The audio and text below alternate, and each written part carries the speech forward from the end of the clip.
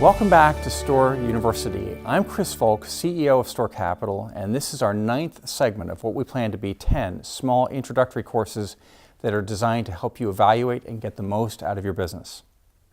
Our lessons to date have had strong financial leanings: how to value a company, how shareholder wealth is created, the 3 levers business leaders have to create equity returns, how to structure a balance sheet, or in financial slang, think of a capital stack, how to think of buying into someone else's company or buying a stock, and most recently, how to think about the importance of corporate flexibility and to harness opportunity value.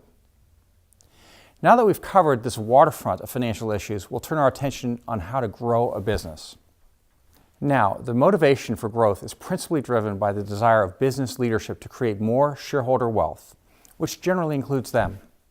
There are other motivations too, like the retention of high-quality talent through greater career opportunities, or lessening existing business risk by diversifying into new product lines or locations, or growing market share against competing firms and the fear that market share losses will marginalize your business in the eyes of consumers. Beyond these reasons for growth, we are preconditioned to think of growth as something beneficial. In preparing this lesson, I wanted to determine the initial author of the quote that we grow or we die.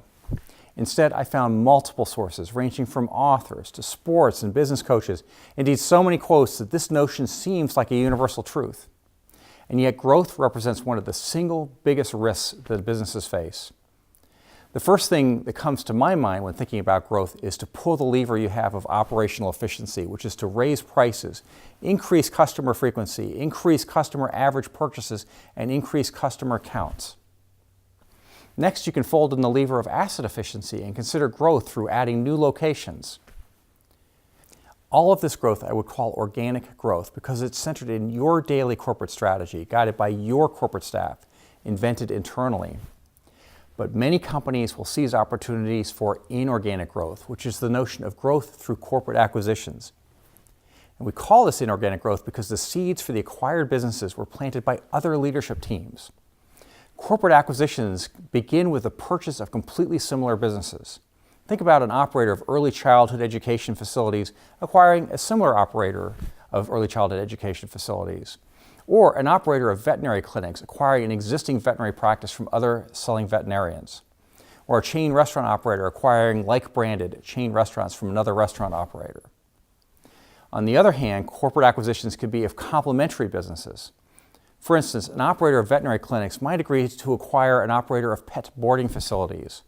A fast food restaurant operator might acquire an operator of casual dining restaurants. A manufacturer of frozen foods might want to purchase another frozen food line directed at a totally different demographic.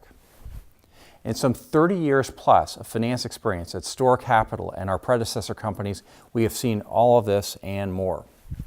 So how can growth be risky?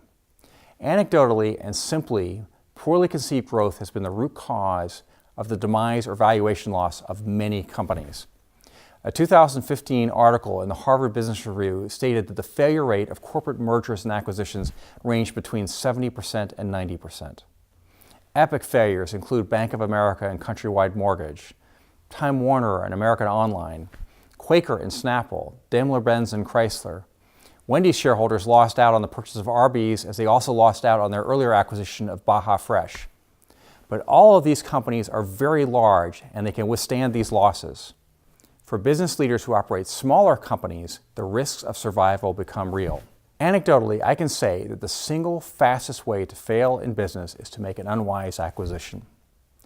Corporate acquisitions incorporate much of the same risk as rapid, organic new location expansion, but with added concerns. Unlike new location expansion, you're generally paying a premium well above the cost to the seller. Then there's the risk of integration both in terms of operating systems and personnel. The avenues of potential failure are multiple. The fact is that most leadership teams are swimming in uncharted waters when they make a corporate acquisition. They have many, many core competencies, but corporate acquisition, evaluation, and integration are generally not among them. But just behind the risks inherent in inorganic growth are those of rapid organic new location development. Businesses that expand locations quickly are likewise making big comparative bets that can turn sour and threaten the survival of an entire business. And if the expansion meaningfully expands the corporate geographic footprint, then the pull on corporate resources can be overwhelming and the marginal economies of outlying locations underwhelming. And I would say that just like a corporate merger and acquisition activity, rapid organic expansion offers less time for thoughtful deliberation. Rapid decision-making will always raise the potential for error. Still excited about corporate expansion? I always am, because America's greatest companies have always harnessed growth opportunities. In our next lesson, we'll focus on intelligent organic expansion. Until then, I'm Chris Volk, thanking you for joining me on this value creation journey.